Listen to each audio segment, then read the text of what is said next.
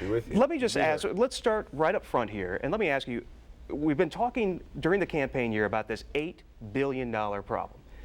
Do you believe it is an $8 billion problem? Do we definitively know what we're looking at here next year? I would say that we do not at this point. I know I've been disappointed with Office of Budget Management projections and so forth. My feeling is that, fortunately, he has Tim Keene, who's been named Director, Office of Budget Management now for the future. And that's going to be very, very helpful to credibility. Well, yes, the budget deficit that we anticipate is between $6 and $8 billion. So they are very real numbers, and you know I'm not sure that people want to quibble over whether it's 6.5 or. Right. But it is a serious budget deficit that we will be addressing. Let me ask you both. Governor Chris Christie, who seems to be sort of a role model here for incoming Governor John Kasich there in New Jersey, Governor Christie has proposed right off the bat a 10% cut for all agencies. No debate, just right off the top, 10%. Would that be a good idea in Ohio? I personally have not been a big fan of across-the-board cuts, only because there are some agencies that may be operating more efficiently than others. And an across-the-board cut simply rewards the people who have been inefficient and penalizes the ones who have been efficient. I do think there are efficiencies that can be achieved in every state agency, but I'd rather be a little more selective in how we do it rather than just across the board. So that probably would be off the table. In my opinion, yes. I don't see a reason to do that kind of, if you will, butcher block operation. We do, and the distinguished senator is correct. We do have some departments that are well run, and if you punish them, then the incentive goes for others to become more efficient. Representative Batchelder, some states are completely opting out of Medicaid now. Yes. Other states like Arizona have their own statewide health insurance plan. Are we looking at an elimination of the Medicaid system in Ohio, or at least deep cuts, probably? I don't see how you balance a budget without deep cuts there. Not in each program, but there will be deep cuts there. Those states that are opting out obviously have a view that long term, this is the Pac-Man of the budget, and we have to do something to avoid the continued pressure against, say, school funding and those other issues. Every biennium, I believe, we've had them pretty much use up what money there was in growth and use it up in the Medicaid area. But how do you cut Medicaid without jeopardizing your federal match, which is about, I think it's for every dollar Ohio spends on Medicaid, they get $2 in federal aid that comes to the state for Medicaid. I think Medicaid now represents 3% of Ohio's economy. And how do you cut it with the provision in federal health care bill now that any cuts in eligibility would jeopardize your federal match? I mean, is there any way around that? What's left on the table? Provider fees? Well, I think there are a number of areas that you can look at.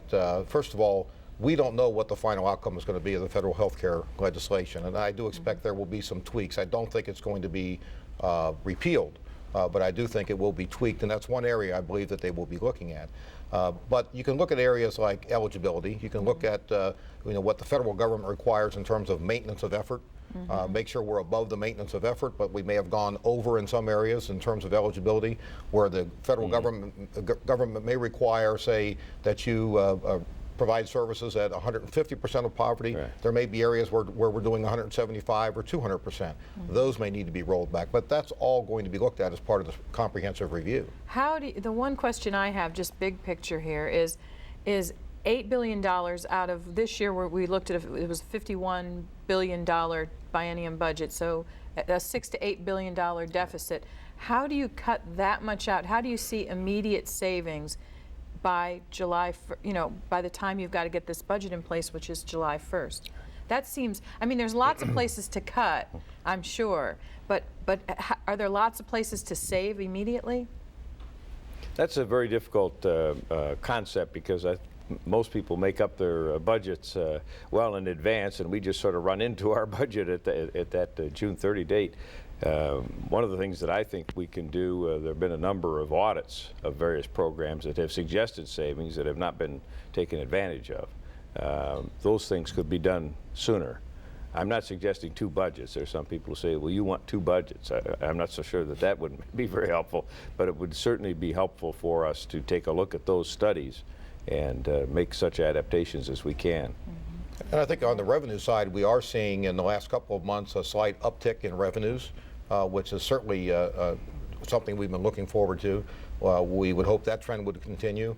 Don't forget, we also will have in the last half of this biennial budget revenues coming in from casino gaming. So that's another revenue source that we did not have when we crafted this budget. So there will be some additional revenues coming in just as a result of actions that have already taken, either by the voters, by voting for casinos, or as Speaker-elect Batchelder said, looking at the efficiencies that can be created, going back to some of the performance audits that were done, looking back at some of the recommendations that were made by the Medicaid Administrative Study Council, which I was part of, and the Commission to Reform Medicaid. I mean, there are still issues on the table that we can address that will result in some immediate savings. So those casinos, that would be $200 million approximately. I'm not sure what the latest estimate is, but it's in the hundreds of millions of dollars that we would see additional revenue coming in. Senator, let me ask you, the bipartisan panel at the national level that's looked at the budget this past week has released we've learned of some of the preliminary recommendations there, which is a combination of big spending cuts, which we've been talking about, but also higher taxes. So let me just put it on the table as you look at this problem. A sales tax increase or maybe a CAT tax increase. Will everything be on the table here when you look at this $6 to $8 billion problem, or are taxes completely off the table? Tax increases off the table? Well, during the campaign, in fact, both candidates during the campaign were adamant that this was not the right time to raise taxes. I don't think those circumstances have changed. So the focus of our caucus is going to be on what are the things we can do to streamline government and to reduce expense.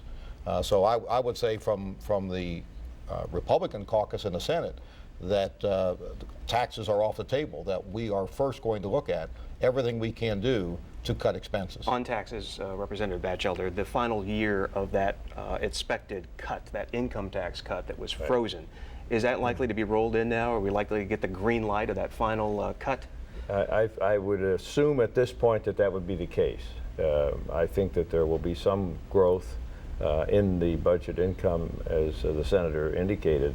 I also think that a lot of our candidates were talking about that out on the hustings, and so therefore we have to certainly examine the possibility of either all of that cut or a major part of it.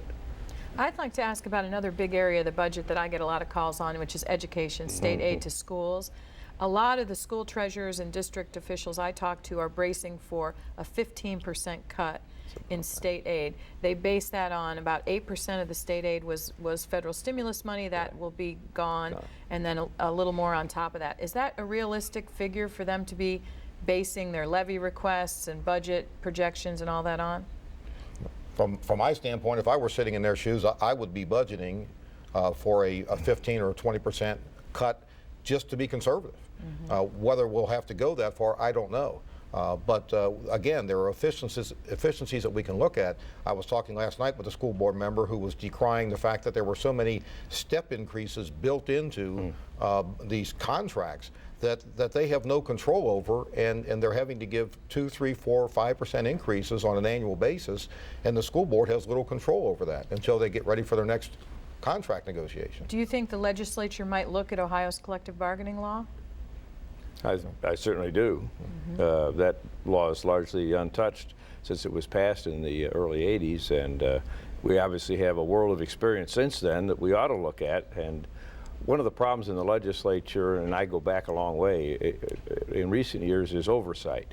And that's one of the things that certainly ought to have oversight, in my opinion, and therefore probably legislation arising from that, although I'm not married to any particular approach. I think the oversight first and then the remedy.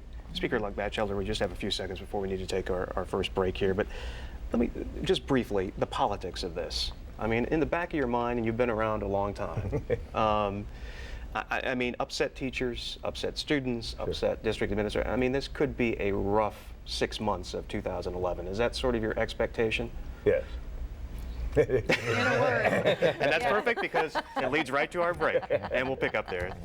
Let's stop the conversation with the future leaders of the Ohio House and the Ohio Senate, and later a flashback in Ohio politics with some familiar faces. A look back at the battle over the federal budget coming up on Capitol Square.